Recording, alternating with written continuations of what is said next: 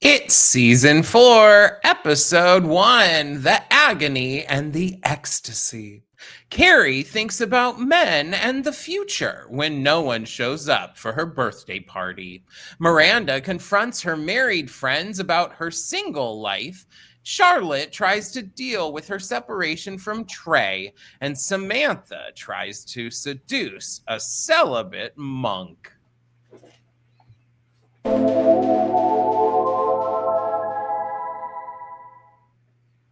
We're back, baby. Ooh, we're coming off a really fun live. Everyone's in a much better mood this season already. We were going to try to not bring up And Just Like That, but flew out the window as soon as we said it. Yes. I'm not going to bring it up on here. Sure, girl. Okay, every Friday we go live on YouTube, guys. If you're only listening to us on the Patreon or on the podcast places, if you are only listening to us on the podcast places, thank you. You are killing it. Thanks. But if you'd like to watch us on YouTube, we do a YouTube exclusive live stream every Friday at 2 p.m. EST, where we talk about the episode a little bit and some of the themes. And we did make a pact at the beginning that we were going to try to not talk too much about And Just Like That, because this is about this episode and not the failures of And Just Like That. I will say there are many failures of And Just Like That, and they are more glaring when you watch these old episodes. Yeah. Because these are actually good. Don't the failures of And Just Like That make this show even stronger? Yeah. But we're going to try and not make it all about that. I do really want to stick onto the storylines of the show and the episode. So there's that. Another thing though, if you dig us, do people say dig anymore? If you feel our vibe, guys, check out our Patreon. It's patreon.com/podandthecity.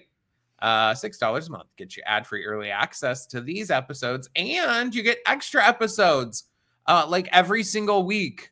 We're doing the first season of Smash, we're doing Vanderpump Rules, and we're doing RuPaul's Drag Race All-Stars Season 2. We also do every month Pillow Talk episodes. We do extra live streams. We have hours and hours and hours of content. Y'all, check it out. Also, over on YouTube or over here, if you're listening to the podcast places, we do our weekly roundups, or we call them our deep dives over. Ew, this one's gross. And Just Like That ruined all these people and everything. We do have some fun ones coming up that are not just about And Just Like That, including one all about the feud between Sarah Jessica Parker and Kim Cattrall. I also have a couple that I'd like to do, and those are the best outfits and worst outfits of both shows. Oh, yeah. Well, we also do need to do best characters of Sex and the City and least and worst characters of Sex and the City. Agreed. But I think I might need to see some more later episodes. Yeah. We can just go so far. Oh, we could. I mean, who cares? Why not? Why can't it's true. But if you like this kind of content, check it out. Woo, woo. All right. Are we read any news and gossip this week? Oh, I guess what's her face? Deborah Messing. This is kind of adjacent, but Deborah Messing did crash out over the mayor of New York getting elected. I'm like, girl, you gotta know your audience, sweetheart. Deborah Messing, shut the fuck up. Yeah. All right, just shut the F up. She's really bad on Smash. She's really bad on Smash. Smash is a real treat, though. So you can check it out. I mean, what a crazy idea that like I don't want to get into it. All right. Yeah, let's not get political over here, but she was in the news this week. I was seeing. And it is slightly adjacent because we are covering Smash, and she is the worst. Well, besides Catherine McPhee, she is the worst part of it. Yeah, come on now. Uma Thurman's kind of up there now already, too. Except I think Uma's doing a good job with what she has. Portraying the character she's supposed to be portraying, which is an insufferable movie star who we don't want to be a part of it. The real confuddling, whatever, is that they want us to believe that Catherine McPhee would ever play Marilyn. Yeah. It Because makes more she's a sense for a nothing and a 6'2" no-name. pregnant 43-year-old to play Marilyn, who never lived past She's an 36. A-list star in the show. Guys, check out our Patreon episode to hear about that. Our Smash episode we just really did. go into it. All right. Let's all get right. into this episode. No, I say let's right? get into the episode because we can really get into some of the themes. You know, the And Just Like That episodes were really a lot about like how horrible everything is. This, I think, really one was good, and we can actually talk about real stuff. I'm like actually very excited. Are you guys excited? Bafflingly, this is where Darren Star left, and it's just MPK. But maybe he's kind of still new, so he's actually listening to other people's opinions, including women. It's like they say, like when a new president, let's say, takes the reins. Sure. Typically, they're inheriting what the past president has done, okay, whether it's good or bad. And they ride that wave, and the effects of that current president typically aren't felt until the next president, right? So it's similar in that way. Maybe so does season he's 5 still get riding bad? the Darren Star wave. Let me see what happens in season 5. I mean, all it's the short. It's 8 episodes. So it's, oh God, these are great though. Anchors Away, Unoriginal Sin, Luck Be an Old Lady, Cover Girl. Plus one is The Luck Loneliest. Be an Old Lady. A top 5 episode easily. At the end of the series, we need to do like top 10 episodes. We need to, milk it forever. We need to milk. Plus one is The Loneliest, Critical Condition. Oh, this is where she meets the face girl, Nina Katz. The Big Journey, that might be another top 5. And I Love a Charade is the last episode, which is the most beautiful Cynthia Nixon looks in the entire series with the lavender. Oh, and Bitsy. That's where we Bitsy. Meet Bitsy, isn't it? Yes. Mr. Broadway needs to go tinkle. Okay. I'm like ready. Are we ready? Let's get into so we begin right out with a montage of In These Shoes, the song. And Carrie's wearing a cape and gloves. And it somehow doesn't look costumey like it would if it were like that. She's like, she would wear this in New York, and it gets you excited. I remember when I was young and I had ability to walk normally, and I was going out with my friends. It was fun. It gives me this excitement. I'm turning on RuPaul. I'm strutting down the street. I'm looking at outfits, and you never get that in the new series. There is such an energy, like right from the top. Then they're walking down the street. Then you get smoking. You get voiceover, you get nuance, you get flair. And I mean, really, we're checking back in with the girls because this. Do you remember? I mean, this is. It ends with cock-a-doodle-doo. Where did we leave all of us at season 3? Do you remember? Cock-a-doodle-doo, I've said for No, I know that, but do you remember what was happening, babe? Don't worry, we have a good life. I mean, her and Aiden broke up. What else happens? Trey and Charlotte break up. Okay. What happens with Samantha? Anything? Samantha moves to the meatpacking district. And then gets along with the drag queens on the street. And Miranda does what? Something with Steve? They break up. I feel like that the whole season was really long too. Okay, well, whatever. I should have prepared a little. Sorry, y'all, but they're going to an engagement party, and the card says 2 souls, 1 thought. And this is where Carrie makes a really snarky comment. I didn't write it down, but she's like, "Oh yeah, that's because they're both so wrapped up in each other that they have they can't even." I don't know. She makes some cunty comment, and I love it. It's basically like if you only have 1 thought between 2 souls, you need a brain transplant or something like that. But it was funny and snarky, and Carrie, where you don't. Again, we are not used to that in recent years. in later iterations of the character, it would be She's very cold. tight-mouthed. Yeah. Charlotte thinks it's really cute. And then they discuss how they all had sex with Danny. Except Charlotte just kissed him once, and Miranda showed him a boob once in a coat check One closet. boob. Yeah, she goes, I feared he couldn't commit. But then later he doesn't remember her name, and Carrie's like, oh, you should have showed him the other boob. Exactly. I was like, great joke. It also reminds me of the episode where Charlotte shows her boob to the Anchors Away. Yeah.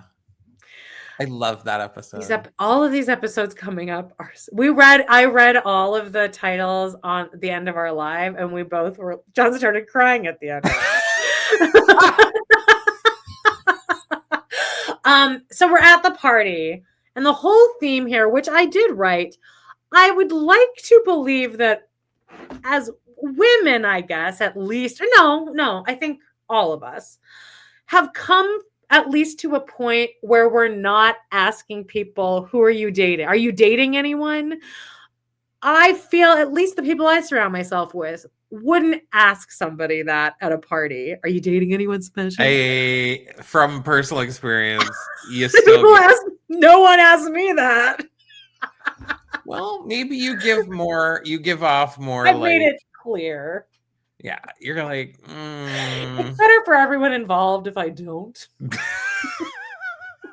This episode, though, does bring up this idea and points out something that does still happen, which is, oh, well, you'll find someone someday. Yeah, I don't think people would say that. Again, this might just be my own personal experience. They will and they do. And you're like, I would love someone to okay, bitch.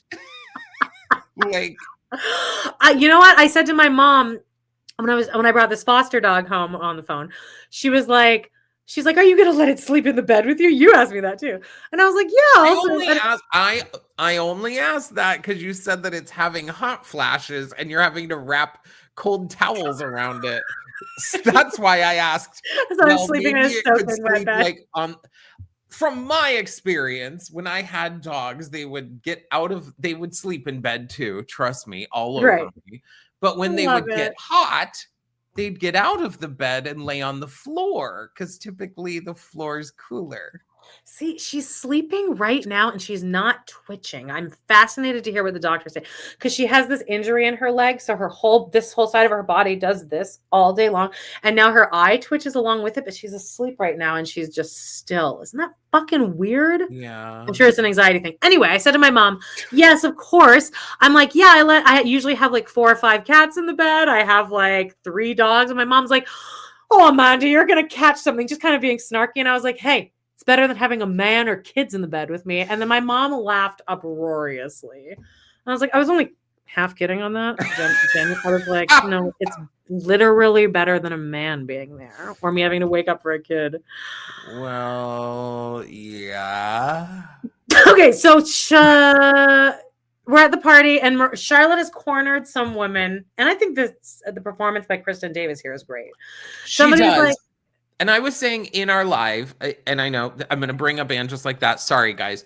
One of the complaints that we have had, everyone's had, have been the acting performances of Kristen Davis, especially, and Cynthia Nixon, and being like, what in the F is going on with the way that they're doing this? Like, why are they so over the top in a way?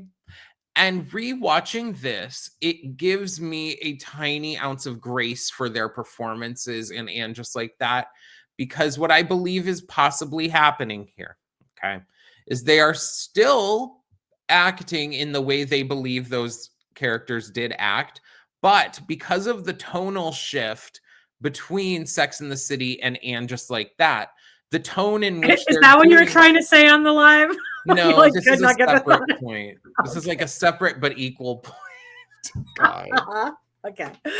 Like that the point I was making in the live is that like they did a bad job of doing what they're trying to do, which is portray the version of their character. It's like, I feel like they just went back and watched like 1 or 2 episodes and were like, okay, well, I see that when Charlotte gets flustered, she does a lot of this and she raises her voice and not the like, just, oh, how was I They didn't living revisit their characters and their body. But this separate point is more that maybe the way they're portraying it, because of the tonal shift of the show, lacking the underscoring, like lacking the fun music that it had, the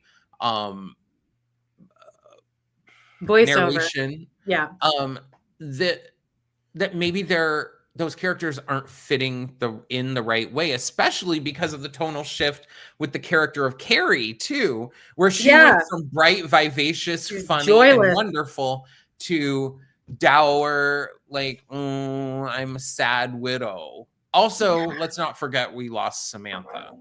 We also lost Samantha, which is sorry, my MPK and SJP, but you didn't think it was going to matter, and it really did matter. Yeah, and I think maybe karma got you for it. Yeah, she wins in the end. But the Charlotte, some woman walks up and she's like, oh, I love your wedding ring. Is your husband here? And that's like all she even says.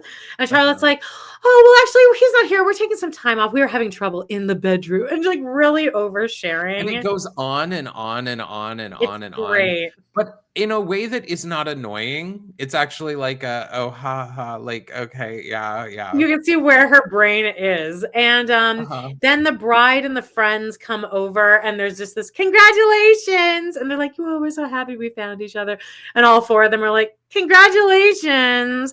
Then we get into this whole, so Miranda, are you seeing anyone? And then Miranda goes into a comedy routine of, no, I'm actually seeing a lot of unspecial people. If you have any unspecial people, send them my way. And they're like, oh, she is just delightful. This is me at every party, though. Okay, though. I'm going to be a bitch here for a second. Shocker. Carrie starts showing shades of Anne just like that, Carrie. I agree. She was a bitch there. Like, don't call me out.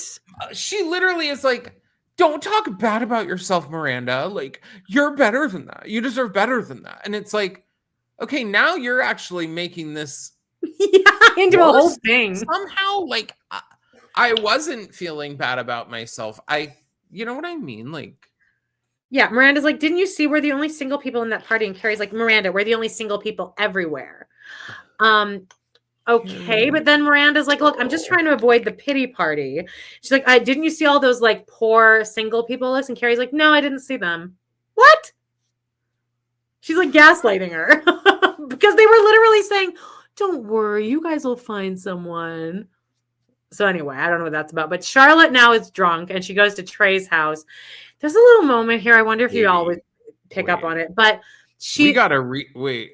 The beginning of this scene is Kyle MacLachlan in like boxers and a robe, like a silken robe that's hanging open, and he's like walking through hallways. So the robe is like blowing back, blowing behind him as he's turning lights on, and they're causing shadows on his abs and everything. And you're well, not that moment, but she's like, it can't move on until we know what's going on. And she's like, I knew that I was going to be flustered when I got here, so I made some notes.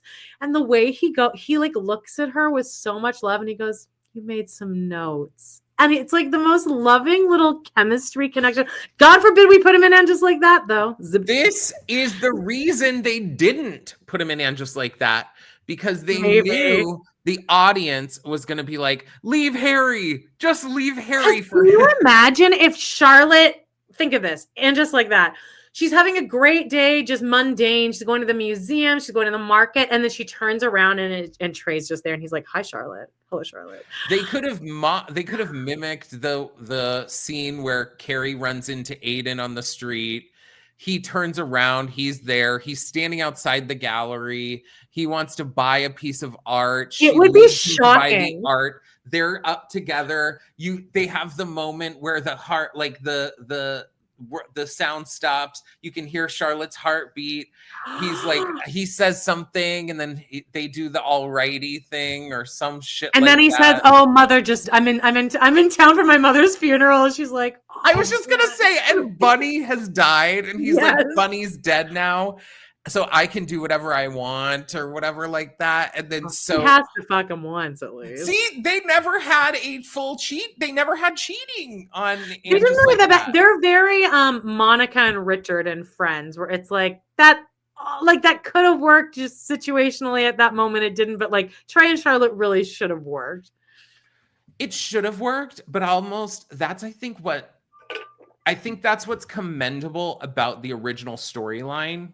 And what I'm sure we have talked about is like, I really love how they have the picture perfect. Like you would look at that couple, you would think they're perfect. You would think this is like everything, but like beneath the surface, it's not everything that you think it's going to be. I think that that's such an important story to tell as far as the relationships. I mean, this whole show is about people and relationships. Also, right? They break up because he doesn't want kids, but what are the chances? And because he can't get a boner. He did, but no. During this whole season, their sex life is like amazing. She licks his butt. But is there any world in which they meet up in 20 years and he doesn't have kids? There's no way. He definitely had kids with someone. He would have kids, and maybe they would be about the age of. Here's what they could have done. It would have been the age of Wyatt. Trying not to talk about it just like that, but they could be the age of Lily and Rock, and then the whole storyline is that those kids, they should have aged Rock up and then have them like going off to college. So now, I was thinking he could his kid could be a classmate in Wyatt's class. Oh, Amanda, no, okay, they could be Rock's like life partner. I don't know what you'd call their boyfriend or girlfriend. Oh, yeah, sure. Oh my God, that would be good. Again, they could have done anything. Not to talk about it just like that. But they never even had freaking LTW fuck Marion. So if they weren't going to have that happen, ain't no way they were going to bring Kyle.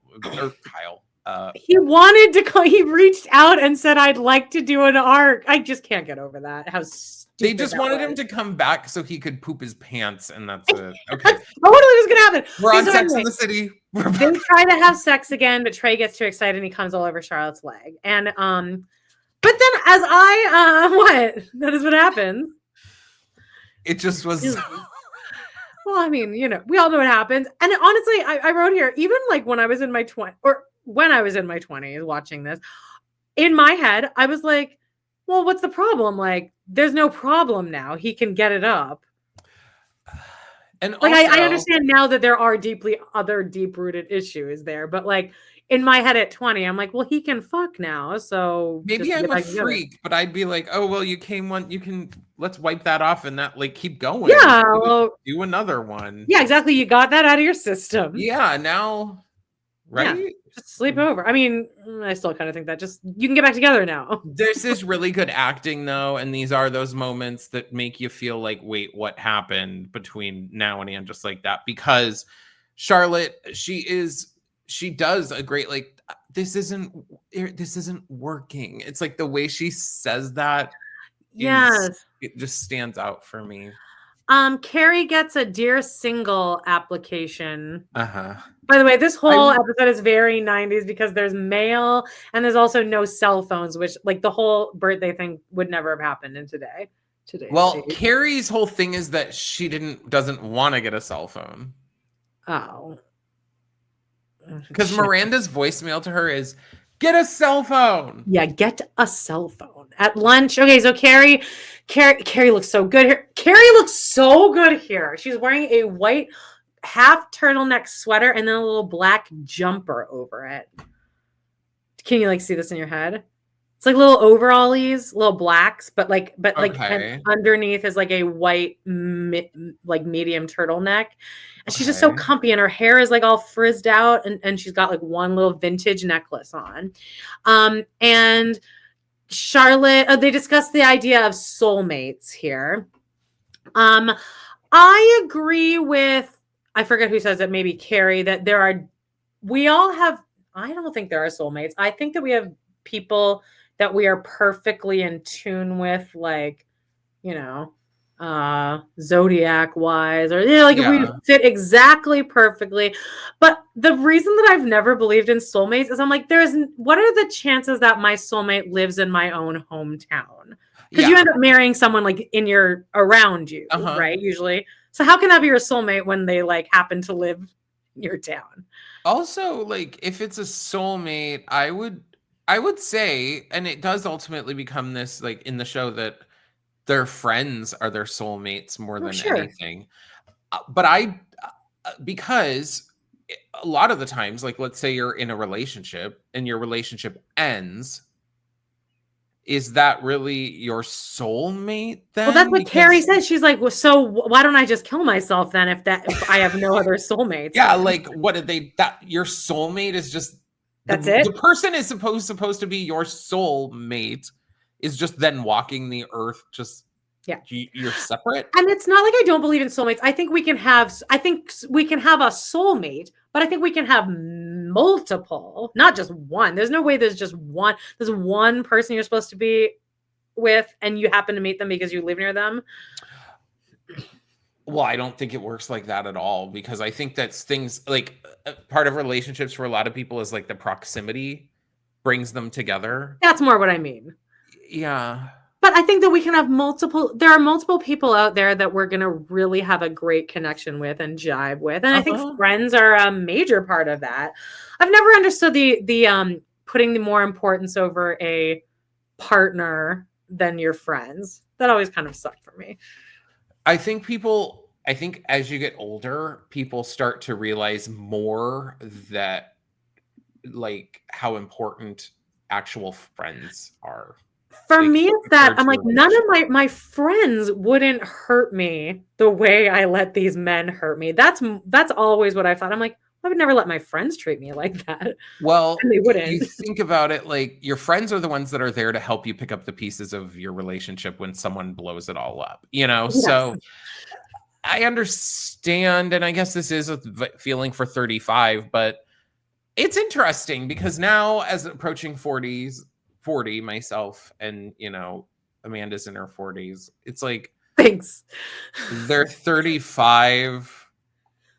I don't know. It's weird. It's weird to think about, don't you think? Like, you're kind of like, okay, they're having these problems at 35, but these don't feel like, do they feel like 35-year-old problems or do they feel like, Yes, that's probably when I was starting to like get the idea of like, why do we let our partners treat us so badly when we would never and our friends wouldn't treat us like that. Like none of my friends have ever let me down the way men constantly let me yeah, down. yeah. And I That's wonder fair if the too. new generation, I wonder if the new generation is being taught more like put more importance on your friendships. I wonder. I genuinely don't know. I'm not sure. I hope so. I hope so too. Well, it'd be nice to think. Okay, so let's go back to this. They fill out the application for Carrie. There's a cute little moment here where she's like, no, and they're like, yes. Very I cute. wish we had a copy of this because I would like to fill it out. I like what were the questions? Like. Oh, and then they go to check her box of what her age gap is, and she's like, "Oh," and they're like, "Oh, not for very much longer," because Carrie's gonna turn 35 next week, and then Samantha goes, "Honey, welcome to my box."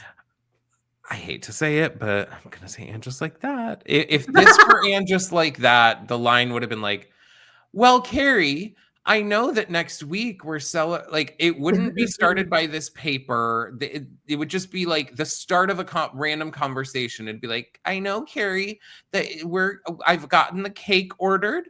I know your Yeah, they birthday's set it next up. week and you're turning 35.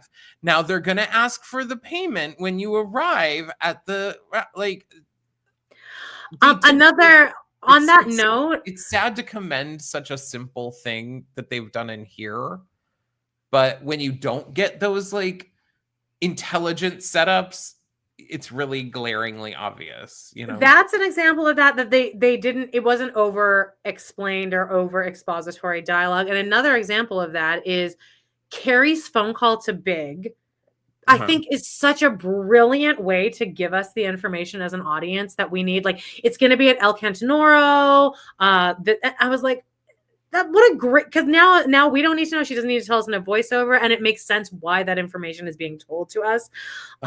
Brilliant. Good job, MPK. You used to be able to do this. Okay, so they welcome to my box. Carrie now writes about soulmates and what happens, like if you are a soulmate and then you break up and it doesn't work out, then where does all that love go? And then she says, soulmates, reality or torture device. So now here's one of my favorite scenes ever, or my favorite Samantha outfit. Samantha in a white fur, purple gloves, matching purple oversized bag. And they're walking by the church, and Samantha's like, we need to make this a great party. And Carrie's like, no, I don't want anything big. And Samantha goes, no, you need to grab 35 by the balls and say, hey, world, I'm 35. And Carrie goes, okay, calm down, Auntie Mame. And then Samantha asks, should I invite Big? And then Carrie's like, I don't know, should I? And Samantha goes, oh, honey, don't ask me. When I'm done with them, I'm done with them. Now, I mean, love it. Love her. We see Friar fuck. And Samantha, there's a really cute where Carrie's like, come on, Samantha. She goes, what street are we on? I would like across into our Sex in the Cities, because again, we don't have as much to bitch about. So I'd like to have some things to love about or, debate about. I do want to talk about Friar fuck. Okay. Sure. Let's go. I understand that he does look like Harry Connick Jr. Harry Connick Jr. Is that his full name? Yes. Harry Connick Jr. With a bigger nose. In our live, we got the consensus that from the live viewers. Now, guys, this is why you want to make sure you're in our live, because you can give us your minute by minute responses to this. We got an overall, like, some people thought he was hot, but like majority weren't really vibing with it. Now, what do you guys think? I want comments. I want reactions. Leave us a 5-star review and then write Friar F is hot or not. Me and John both agree that we love a big schnoz. I love a big nose, so it doesn't have anything to do with that. I think, though, there's something, it's a combination of things that don't make him as hot as Samantha makes him seem. Now, do you think that there's, like, I know people are into, like, men in uniforms, right? Or people in uniform. Do you think there's something hot about a priest or like a whatever? I mean, you've been a cantor at church like a million times over your life. Have you ever been like horny? I've definitely never been attracted, but I have seen hot priests come through, and you can tell that the congregation is like recognizes that, and you can always tell that they know as well. Is there something hotter about them because they're the priest, or does that make them less hot? I think there is a position of power, and it's pretty much a guaranteed nice thing. Like he's nice. Yeah.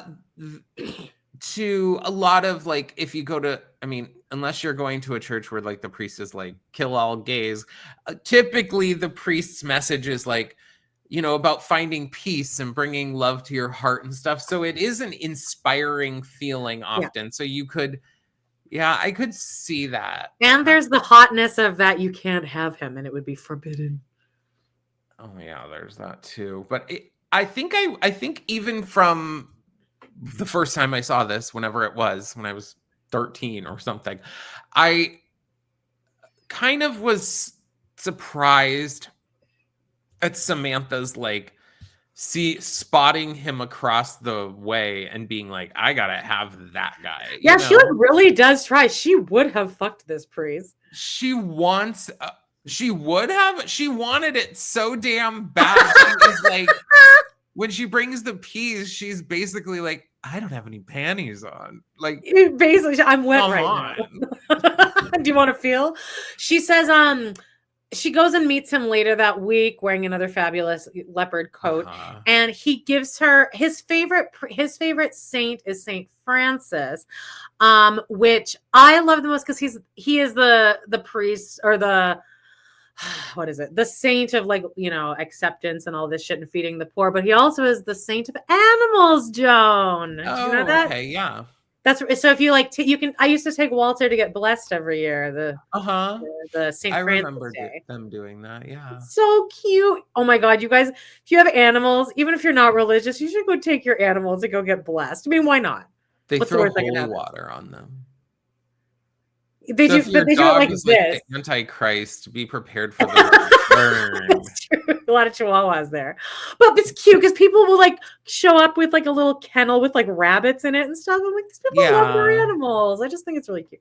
Anyway, Samantha goes home and masturbates to the Hallelujah chorus, and we've mentioned that before, that's a really funny editing decision. I wish they would have had her sing the key of the thing of the actual Oh. song they play in, or if they would have matched the key. That's my only note. My thought was, again, back to later iterations of the characters. This would have been like when Miranda was masturbating, but this was played in such a way that was so not like I was laughing or anything, but it was played in a way of like entertain. Yeah, she's not making me. I never am nervous that she's actually like coming or anything. She's just Yeah. making funny faces. It is the intention is to make me laugh and not make me like feel disgusted That's where what I'm or trying to get at aroused. is like comparing it to like when Miranda is masturbating and Brady's outside the door and just like that. And Miranda's like, "Ah," and she's thinking of the white room and the Che being like, "Ugh, I can't I'm even gonna. remember. What's the? I'm gonna. Do you want a shotgun? Can I touch you here? It's so awful. So, yeah, it's just enjoyable. I mean, like, it's not that difficult. I don't think it's anyway. I think it is that difficult, and I I think that guess, MPK yeah, thought it wasn't that difficult, but it turns out that Kim Cattrall is actually like amazing, and you yeah. really fucked that up. Okay, at dinner now, Samantha tells everyone about her day. They're like, "What you have a real glow to you, Samantha." She's like, "I masturbated all afternoon long."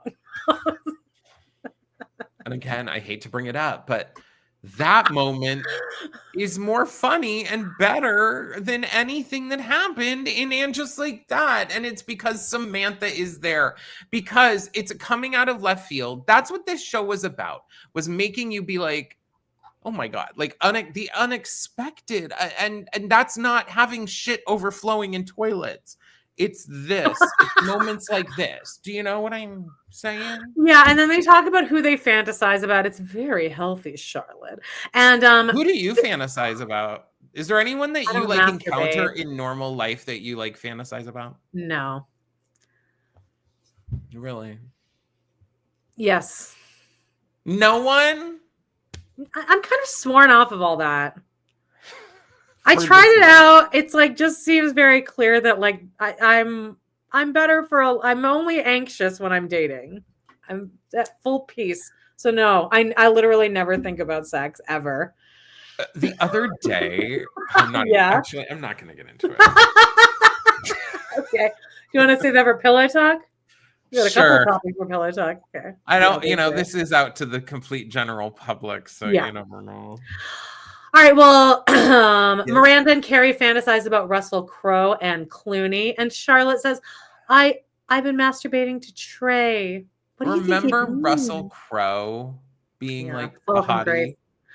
hottie? Um, I don't really remember him being hot. Mel Gibson, I feel, was a hottie in like the 90s.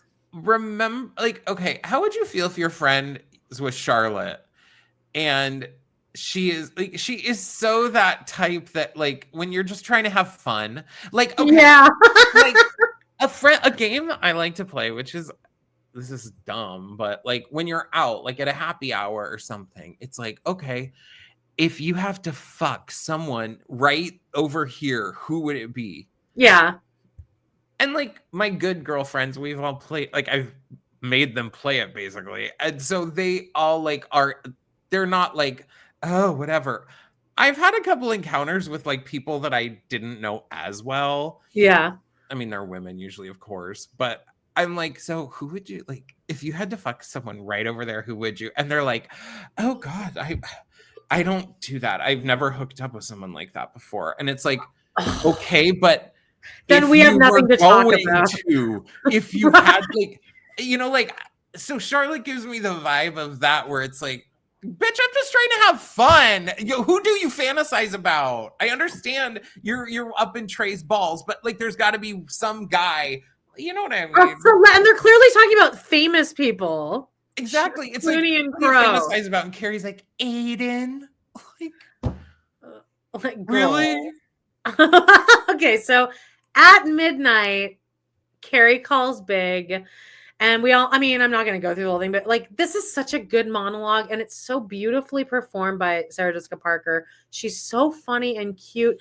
And it actually does give a really good indication on like how this friendship, like the friendship between her and Big is like actually not horrible. Like, this is a very kind thing he does at the end here. And I wish that this could actually exist in real life, but unfortunately it's not because usually the men are pissed because the woman won't fuck him. And it's always kind of there. Maybe I'm jaded, but their relationship is just so. I think women have the ability to be Not friends with a real. man like this, and men cannot. Yeah, I just think there's always a power dynamic between Carrie and Big that's never fair or equal.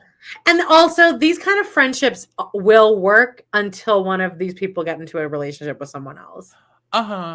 Or it's more, I think that Carrie would.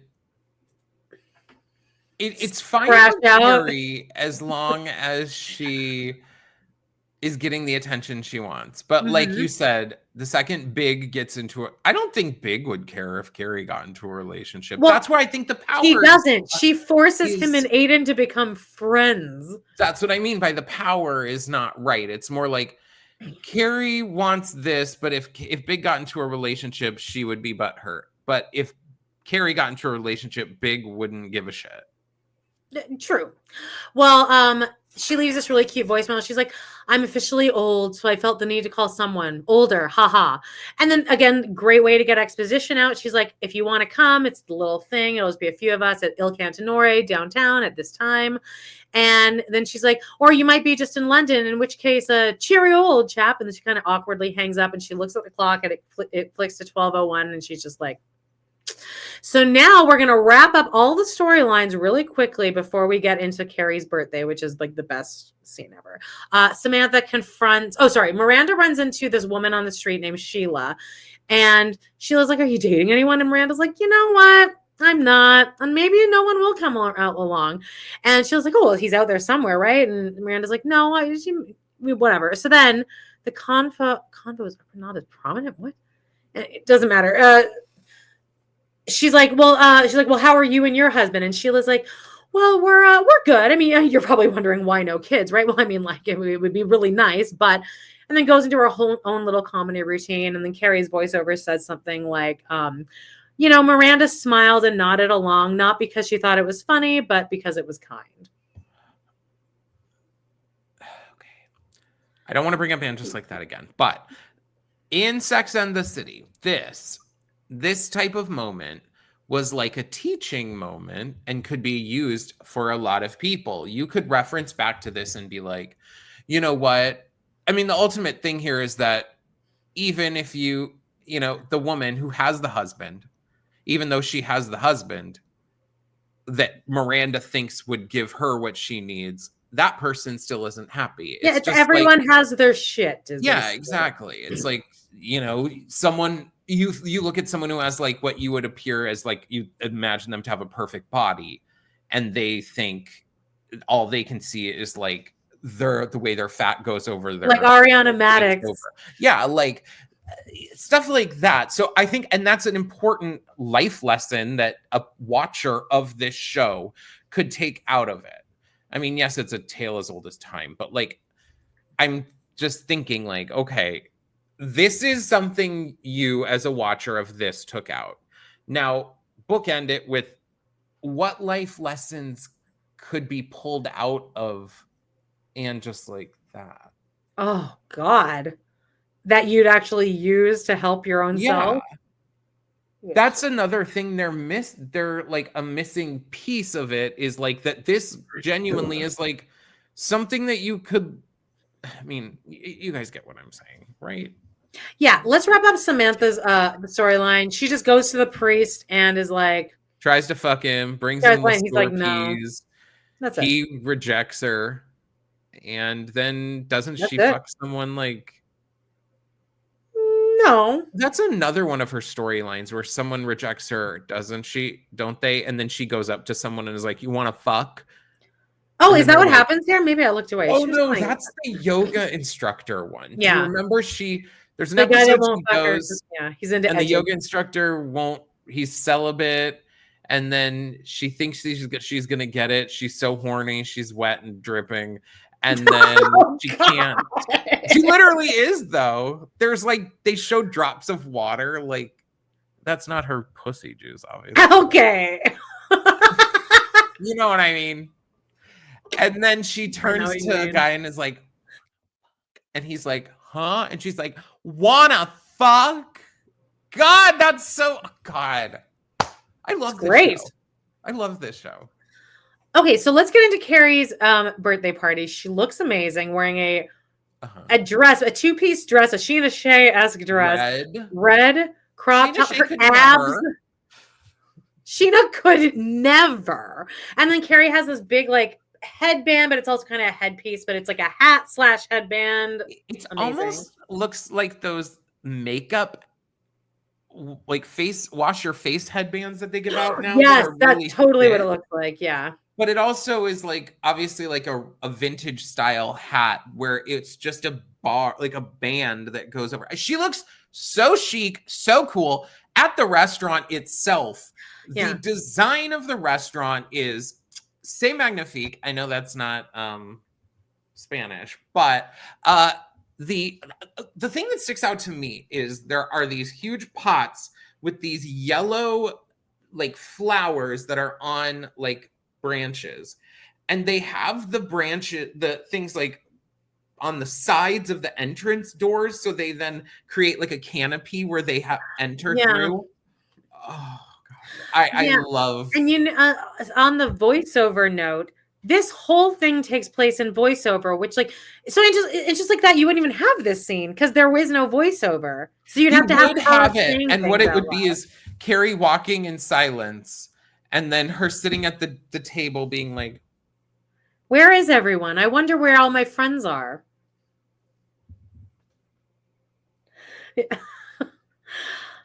Very blown out. I think the waiter here is very funny too. He's like, wonderful, yes, excellent, marvelous. Well, she's like, I'll have a Shirley Temple. And he's like, so pathetic and sad. Yeah, like, once everyone gets here, we're going to be drinking a lot of champagne. It's so embarrassing, all of this.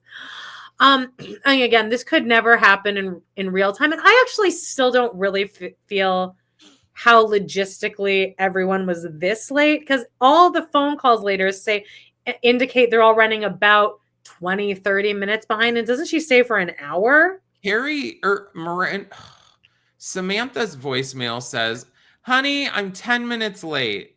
Yes. And then Charlotte's is, I'm stuck in traffic. I'll be there soon. And then Miranda's is like, oh my God, fuck, I'm in traffic, whatever. And then like next one, oh my God, I thought it was Il Cantonoro. You know, there's a restaurant called Il Cantonoro on whatever. But even then you'd be able to get there. I also don't think there would be this much traffic at 7 p.m. Well, I agree, because they also, at least one of them would have made it. That's the point here, is like, there's no way. It's too late. Like there should have been a rule, like we'll kick you out after half an hour, but she does say she stayed longer than like an hour. But anyway, at one point there's another, you can hear people singing happy birthday, and she's like, oh shit, it's my party. And then it's someone else, and she's like super embarrassed. And the girl is like, 25, fuck, I'm old. And I do believe that I was under 25 when I watched this. And I remember thinking like 25 is old though. Oh, I really remember old. for the longest time thinking that 27 was like the Oh my old God. person age. And This little now baby. I'm like, damn, 27 is nothing. Like Nothing. nothing. Your Uh, brain is, your frontal lobe had just developed a year earlier. but this is a funny moment that wouldn't have happened in Anne just like that. Sorry. Yeah, true. So then the thing is, Carrie's cake arrives, and they're like, just so you know, you're gonna have to, somebody has to pay for the cake. And then there's a smash cut, and then the voiceover says, after paying $70 for my own birthday cake, I wasn't really in the party mood, so I decided to go home and kill myself. And that's like the way the voiceover is read. And Brilliant. imagine if we didn't have the voiceover, it would have been her walking down the street and they would have played music that's like, dun, dun, It would have been so depressing. You'd want to kill yourself as the viewer. But she steps in some wet tar, and these construction workers are like, "Hey, lady, what you doing? Are you Then stepping in the cake everything?" falls out of the box Yes. and she's like, I'm trying. Oh, she goes, "I'm sorry." She's great here. She gets home, and like you can feel this scene. Like, can't Oh you? my Like, just God. being like, I wouldn't. I can tell you right now, I'm not going back out after this. I'm home. I am in the shower. My makeup's gone. You guys can all come here and we can get wasted. Well, my bed. if agreed. I'd be like, you're gonna need to get your ass over here. Yeah, You can bring me some food. shit. But I think that if I were home and someone, even one of my friends, like came up while I'm in the shower and said anything to me, I believe I would die on sight. I would fall. Something would happen. This would be something. It's like crazy. That's so funny. But then they do also show like just Charlotte like using the key, which I do appreciate little things like that. Like, oh, by the way, she has a key. But there's a really funny line where Charlotte's like, oh, come on, you have to come out. It's your birthday. And Carrie's like, oh, I am aware of that. Then we get to the coffee shop. Carrie immediately looks amazing, even though her hair was just soaking wet 10 minutes ago. Oh, she looks perfect. Sure.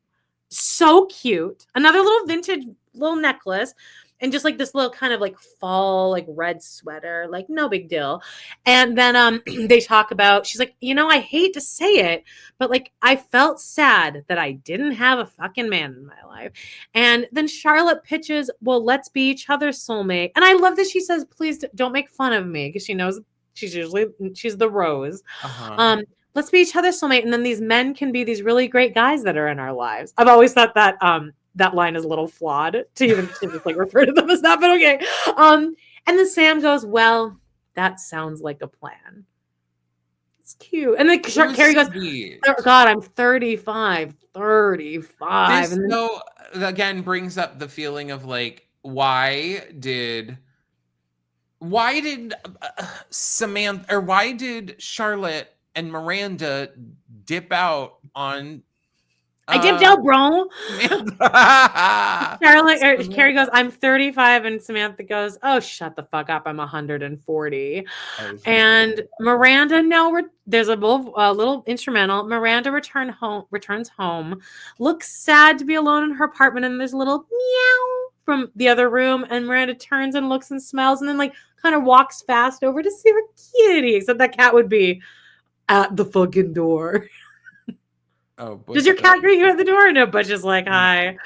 What she does though is she stays in the bedroom most of the time. And so when I come in, I think she comes, I think, to the corner of the bed, basically. Because she's usually laying on the bed. She'll stand on the corner of the bed, and then if I walk by the bedroom, she meows. She does not come to the door. It sounds like in the morning. Meow! Oh God! Well, it is a zoo at your home. Claw under the door. Menagerie over there. Yeah, it's rough. These two cats leave January 31st, but two get added between Christmas and January 2nd, so I'll have 8 cats here. You can say no. Well, why though? What do you just have auto accept on this shit? No, but like cats are so easy. They're just like there. I just walk in a room, there's 2 cats sleeping there. Nothing happens. The one did get HPV though, or herpes rather. But that was my own cat, John. That was my own cat. Okay, anyway. Carrie now walks home. She now all of a sudden just has another gray cape on with this great little like pendant. I can't. This scene is nice, I think. Because it does also show like her and Big have entered a new stage of the relationship where they don't hate each other. It's not animosity. There's a love there, a little mutual respect, kind of more so for her. Yeah. Well, the balloons come out of the car. It was very It, the movie It. The balloons come out of the car, and then ultimately she decides to let the balloons go. Which that's triggering now, I think. It's true. I always used to cry. But she says, "Do you believe in soulmates?" And he goes, "Well, I like the word soul, and I like the word mate. After that, you got me." I think it's again, there's chemistry between the two of them. Because at one point she's asking him like what his box is, and she's like 40 to 44. And oh no, that's not what it was. It's where she says, "You're late. It's 1:00." And he's like, "Oh, I'm on London time." She's like, "That's like 6 hours ahead." And he goes, "Well, then I'm really fucking late." That was funny. I laughed at that. And that's, I mean, and that's it. There's just simplicity in it, but God, it was good. That's the end of the episode, and it was. God, it's fucking good. Abso-fucking-lutely. Do you want me to read the description for the next episode, Joan? Yes, I do. It's the real me, Joan. Ooh. Carrie and Stanford meet Lynn Cameron, an old friend who's producing a New York fashion show featuring real Margaret Cho. Margaret Cho, and then Margaret Cho's friend, like her gay friend, she's like, is obviously I say boyfriend ironically because he is clearly gay. That guy is the original My Unfortunate Erection from Spelling Bee on Broadway. I don't know why I know that, but I do. Real models. Subsequently, she insists Carrie model in the show for her. Heidi Klum also stars. She's actually cute in this. And Alan Cumming, Joan. I am so excited that we're back into Sex in the City. I want to make sure that every Friday you guys are joining us on our lives because we also talk about other stuff, not even just this. So check it out, baby. Also check out our Patreon. It's patreon.com/podandthecity. $6 a month gets you ad-free early access and a lot of extra shit. Please make sure that you're leaving us 5-star reviews. You're checking out all of our other stuff, and you're checking out our deep dives. And if you're on the listening end, those are just our weekly roundups. Make sure that you're listening to them every week. And you know what? I thought that since we're back into Sex in the City, I thought I'd leave us with something. Hey, Amanda. Yeah. Oh, we're back. They say nothing lasts forever. Dreams change, trends come and go, but friendships never go out of style. Bye, guys. Bye.